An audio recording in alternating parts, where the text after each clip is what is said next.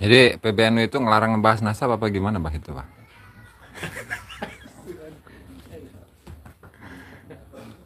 Ya, biar membiarkan gitu, Pak, ya. Kayaknya PBNU lebih nasab kan itu mau di luar NU. Oh, dari aman gitu. dari aman, Pak, ya. Dari aman. Yang kasihan itu Miftahul Ahyar, kasihan. Kenapa, Pak? Diledekin. Miftahul Ahyar itu kayak orang ngigau tuh. Jadi harus ngaji dulu ke Banten tuh. Oh, benar. Kasihan, harus banyak didoakan, biar cerdas. Terus yang ada Kiai muda itu, Pak, Kiai Ma'ruf Hozin itu, Pak, gimana itu, Pak? Yang Husnudon, karena nasab Balau itu disebutin. Orang udah jalan kemana dia baru mau. Itu terkena, kayaknya terkena.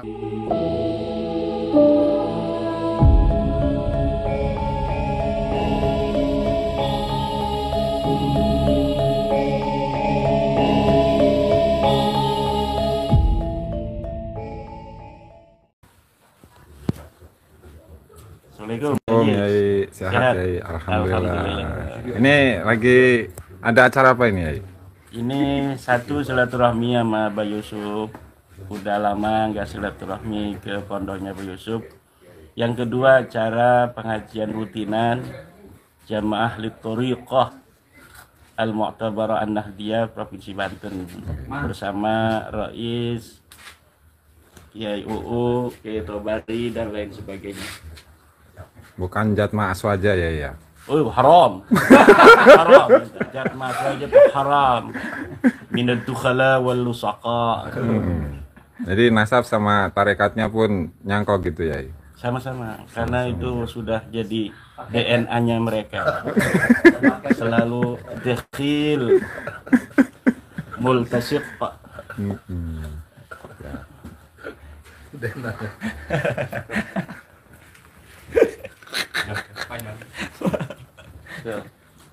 Ini udah jatmah. Ini gitu catat nanti. Kayak bisa kayak jalan. Nanti abang mah bikin yang jas. Oh, pikirin. Bikin sendiri. Kalau pusat jas. Jas ya. Jas kok. Jelas kok.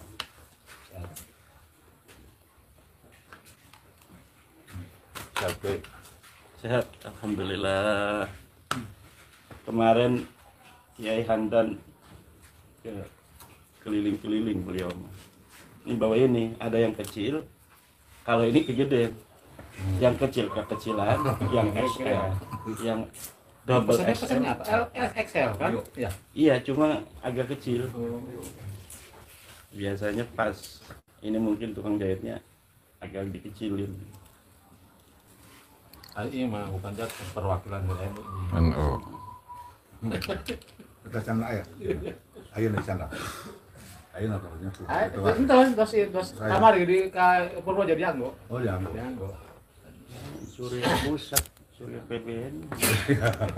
Macam-macam.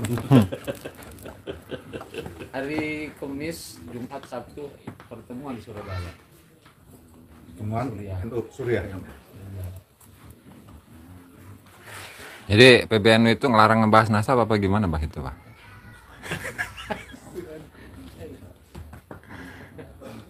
Ya, biar membiarkan gitu, Pak, ya. Kayaknya PBNU lebih nasab kan itu mau di luar NU. Oh, dari aman gitu. dari aman, Pak, ya. Dari aman. Yang kasihan itu Miftahul Ahyar, kasihan. Kenapa, Pak? Diledekin. Miftahul Ahyar itu kayak orang ngigau tuh. Jadi harus ngaji dulu ke Banten tuh. Oh, benar. Kasihan, harus banyak didoakan, biar cerdas. Terus yang ada Kiai muda itu, Pak, Kiai Ma'ruf Hozin itu, Pak, gimana itu, Pak? Yang Husnudon, karena nasab Balau itu disebutin. Orang udah jalan kemana dia baru mau. Itu terkena, kayaknya terkena Fatwa Liar. Fatwa Liar sekarang ada kitab Husnudon. Oh, kita Husnudon. Ya. Jadi harus kita ulama ini harus bikin kitab lagi baru, namanya kitab Husnudon. Ya, Ya, khusus ke Balawi. Oh. Selain ke Balawi boleh tidak husnudon. Oh. Kan gitu kan? Makanya betul. Lasion Kiai, lasion tenang bae. Ajan dikalokeun ti BBN gue ari urangna NU tetap BNU. Ulah karak asup. Gantiin abdi.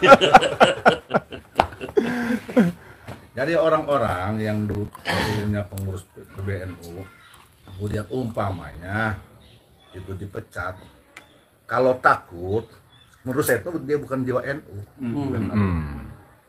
Siapa aja pengurus PBNU, MWC, apa, kalau dipecat oleh Miftahul Ayat, umpamanya nih, oleh Miftahul Ayat, atau oleh orang cari jabatan. berarti sebetulnya itu dia tidak berjiwa NU. Perlu dipertanyakan, kurang ngopi, kurang minum jahe, Bang Jahe gitu. jahe merica kurang. Kiai unggah Jadi ngopi. Belum ada ini kok. Ngopi. waduh. Kumaha Gus Ajis. Bro, kopi bro. Terus kalau Yai Imad gimana tentang siapa Kiai Ma'ruf siapa kemarin? Khazin. Ah, Ya, dia teman saya kan di LBM. Yang dulu waktu ribut di grup LBM membahas nasab, 99% kan dukung tuh di grup itu. Kalau beliau dulu nggak pernah komen tentang nasab. membantah, tidak pernah juga ngomong mendukung. Fabana annahu minal kabain al-an. Terus harus gimana itu Kiai Ma'ruf Khazin ya? Ya enggak, sebenarnya nggak perlu ditanggapi, cuma karena kita khawatir masyarakat menganggapnya itu sebuah kebenaran, maka kemarin saya bersusah-susah menyempatkan waktu untuk menanggapi. Ya seperti yang diterangkan oleh Gus Ajis itu kan sudah jelas. Beliau Ibnu Hajar itu menukil kitab Al-Juz'ul Latif. Nah harusnya itu Kiai Ma'ruf Khazin baca Al-Juz'ul Latifnya itu. Jadi itu hanya beda-beda redaksi saja. Jadi hampir 20 lembaran dari kitab Al-Juz'ul Latif itu diambil disalin oleh Ibnu Hajar.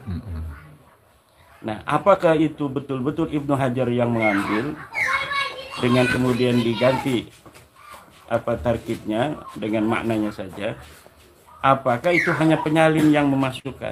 Karena perlu diketahui bahwa hasil cetakan kitab As-Sabat itu, Sabat Ibnu Hajar, hanya ada di versi Al-Ahqaf di Yaman saja.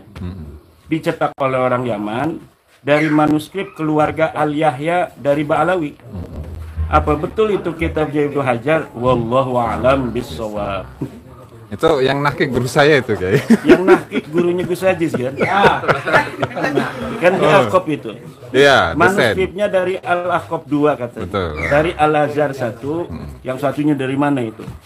Nah, tetapi rupanya yang menjadi i'timad fit tahqiq adalah manuskrip versi Yaman dari keluarga Al bin Yahya. Jadi sebenarnya saya tidak ingin ke situ ya. Itu nanti itu. Kita isinya dulu. Dari isinya saja itu bermasalah.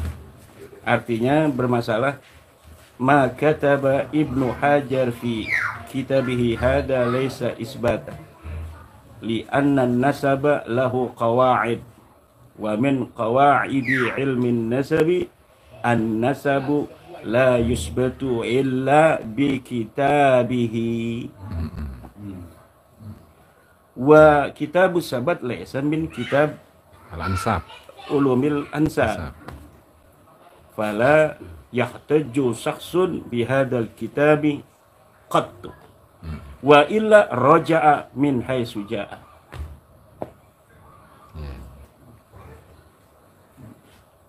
Kemudian ya, kan katakanlah Kiai Ma'ruf Khazin itu salah satu tokoh muda NU Betul gitu. juga.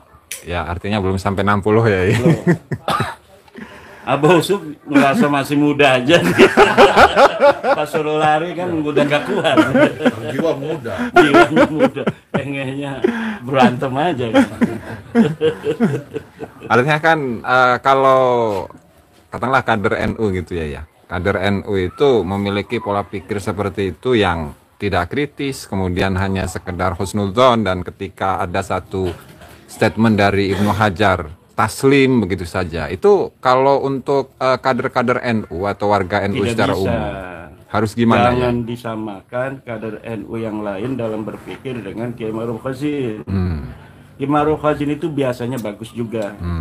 Cuma karena ini ada ma yata'allaqu bin nafsi bil hawa bil mahabbah, kan al-hubbu yu'mi, Waisim. al-hubbu Yu'mi. yu'mi. Jadi itu yang terjadi masalah itu. Kalau secara umum generasi-generasi Nahdlatul Ulama terutama yang di LBM tingkat wilayah dan PBNU, saya kira sudah bisa membedakan mana sih yang namanya al-masail al-ijtihadiyah, mana al-masail at-tarikhiyah. Beda dalam masalah ijtihadiyah, kitab atau pemikiran ulama yang mutaakhir hada huwa mu'tamaduhu. Tapi dalam sejarah jangan pakai cara fikih, tapi caranya bagaimana naqdul hadis, bagaimana takhriju ruwatil hadis min haitsu ittisaluhu wa inqita'uhu. Maka ma'rifatu wafayati ar-ruwat itu kan sangat penting. Nah, bagaimana cara kita menakad, mengkritik sebuah hadis, apakah dia tersambung atau tidak? Kita ketahui wafayatnya, wafatnya dia ini wafatnya tahun 300, gurunya, bahwa muridnya baru lahir 301, tapi ngaku guru ke dia. Nah, maka ini muridnya ini palsu pengakuannya sebagai murid dari gurunya itu, karena gurunya sudah wafat 1 tahun sebelum dia lahir. Dari mana itu diketahuinya? Min kutubit tarajimi wa tabaqat. Nah, dalam kitab tarajim dan tabaqat bagaimana kita untuk memilahnya? Bagaimana yang jadikan mu'tamad, mana yang bukan? Yang jadikan mu'tamad yang paling dekat dengan orang yang sedang diberitakan itu. Misalnya tentang orang yang hidup di abad ke-4 Hijriah, maka kitab yang ada di 4 Hijriah yang harus dijadikan patokan. Kalau tidak ada dalam abad 4 Hijriah itu tentang rawi ini, maka abad yang paling dekat, walaupun tidak satu masa, itu disebut dengan bukti primer. Jadi kalau masalah fikih, ya Ibnu Hajar mu'tamad. Kan bagi ahli Indonesia, ahli Yaman, ahli Mesir, mu'tamad kita Ibnu Hajar. Tapi dalam sejarah kan tidak. Nah, apa yang dikatakan oleh Ibnu Hajar mukhalifun lima qad qarrarahu wa qata'ahu Imam Fakhruddin Ar-Razi kan di kitabih Asy-Syajarah Al-Mubarakah. Nah, kalau dia bandingin, katanya yang sekarang ini membatalkan nasabah Alawi dengan apa Ibnu Hajar hebatan mana? Kata dia kan. Nah, sekarang saya bandingin. Coba Imam Ibnu Hajar yang ada di abad 10 Hijriah dengan Imam Fakhruddin Ar-Razi yang ada di abad ke-6, hebatan mana? Oh, hebatan Fakhruddin Ar-Razi. Imam Fakhruddin Ar-Razi, dia punya kitab Mafatihul Ghaib, dia al-imam fi usulil fiqhi, idza utliqal imamu fi usulil fiqhi fal muradu bihi Fakhruddin Ar-Razi. Ya kan begitu. Nah, jangan, itu salah. Saya ngomong begitu salah dalam istidlal. Tidak boleh seperti itu. Yang dijadikan patokan adalah al-qaul, al-haqqu la yu'rafu birrijal. Wa innamar rijalu yu'rafuna bil haqq. Jadi jangan ngomong ini dikatakan oleh Imam Manu, jangan. Dalilnya apa? Ada nggak dalilnya? Siapapun yang mengatakan kalau dalilnya itu tidak pas, tidak ada, tidak benar, maka itu gugur dengan sendirinya. Karena apa? Laisa indana ahlus sunnah wal jamaah rajulun ma'sumun illal anbiya. Nah, kalau kita mengatakan sahabat maksum aja nggak ada. Ahli bait maksum nggak ada di ahli sunnah wal jamaah. Apalagi ulama. Kalau kita mengatakan Ibnu Hajar maksum, maka kullu qawlihi yuqbalu la yuraddu. Walakinnana ghairu dzalika. Walakinnana qulna ghaira dzalik. Kita tidak mengatakan ada imam, ada ulama yang maksum. Nah, kalau kita mengatakan tidak ada imam yang maksum, tidak ada ulama yang maksum, berarti qauluhu yuraddu wa yuqbalu. Bisa diterima, bisa ditolak. Lalu parameter menerima dan menolaknya apa? Dalilun. Nahnu atba'ud dalil haitsuma yamil namil.